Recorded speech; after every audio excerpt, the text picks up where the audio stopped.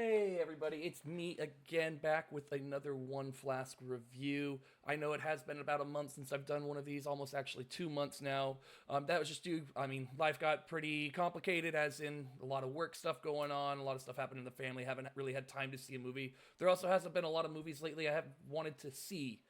So, just to get right into it, as the title says, we're going over Captain America Brave New World. It is probably my second most anticipated Marvel movie this year, behind Fantastic Four.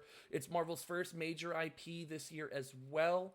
So, I was very hopeful for this movie. I didn't have the highest expectations, but being a Marvel fan, I will always go see them just because that's who I am. So getting right into it, things you really need to know or watch before seeing this movie. There are two movies you need to remember. It's the Incredible Hulk from 2008. Yes, that really awful Incredible Hulk, the one that actually almost shut down the MCU. And then also Internals. They bring a lot of parties from those movies into this movie to make the story. So if you're not really caught up on it, I would suggest either watching a quick what do I need to remember or things like that before going to see this movie, because you will probably be lost on, because they really don't give you any backstory. They just kind of dive right into it. Also, you need to definitely watch the TV series Captain America and the Winter Soldier, Falcon and the Winter Soldier on Disney Plus. That ties directly into a lot of what happened in this movie. Obviously, it picks up pretty much right where it left off. Falcon becoming Captain America, taking the mantle, working with some other super soldiers that are shown throughout the movie. So definitely need to see that. But again, if you don't want to watch a whole series or a whole movie, I just look up a YouTube video on like what do I need to remember or what I need to know from those series, just to make sure you're at least somewhat caught up. It won't give you everything. But getting into the good of this movie, I really liked the story, at least in this movie, and how fast paced it was. A lot of these Marvel movies lately, you have a very big lull in the middle with not a lot of action, not a lot, and kind of trying to build the world in a way that wasn't working for them. A lot of the previous movies, this one has a lot of action, especially right from the get go. I really enjoyed it. I didn't feel like I was waiting for the next big fight or anything of that sorts. They kept it going pretty fast paced, and it was a good kind of what's going on with the government kind of story as well. Again, great fight scenes. They had a lot of really cool slow mo scenes in it as well, of like Captain America or the new Falcon doing really cool things with their suits, like slicing up planes, or like Captain America's suit is really cool just because it brings elements in from all the previous Avengers. Obviously, you have Captain America's shield.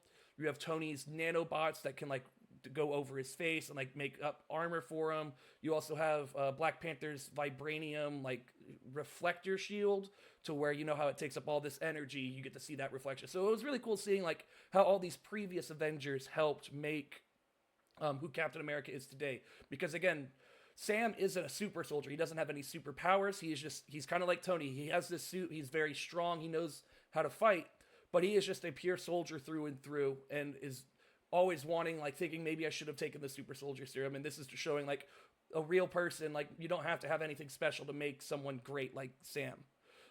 It also does do pretty well for setting up what I believe are going to be the future Avengers and also the Thunderbolts.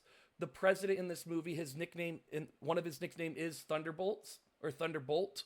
So obviously we have the next major Marvel movie, Thunderbolts, coming out, that is gonna be more like the Suicide Squad ish of Marvel, but that's for another time. But they do kind of set it up on like how the government is asking for the Avengers to come back and reform them, and Sam, obviously being on the side that when they made the Sokovia Accords, was very against signing them. So that's what split up the Avengers.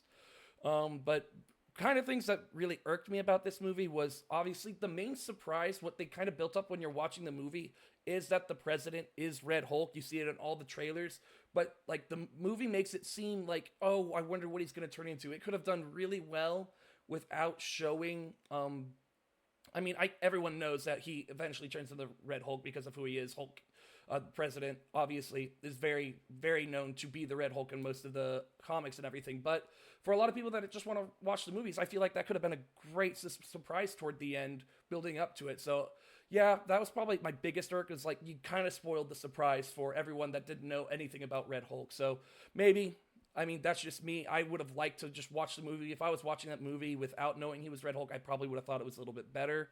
Obviously, like I mentioned before, they really needed to have an update from the older movies for newer audiences. Like no one really remembers the Incredible Hulk back in 2008. Not a lot of people watched Internals.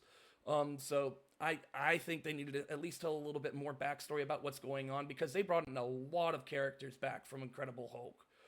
It was very shocking on how little they told about their backstory, just expecting you to know it.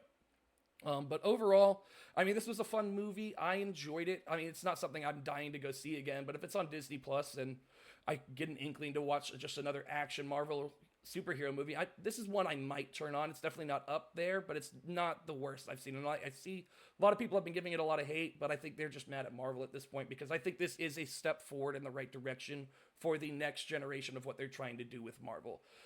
But lastly, just overall, my score 6 out of 10, maybe 6.5, depending on how you're feeling. I mean, I could maybe see it again in a less crowded theater, I'm not going to be actively looking to go try to see it again. But thank you again all for watching this video. Leave a like, obviously subscribe if you haven't yet, just so I know you enjoy watching this content. All right, have a great time until I see you next time, y'all. Bye.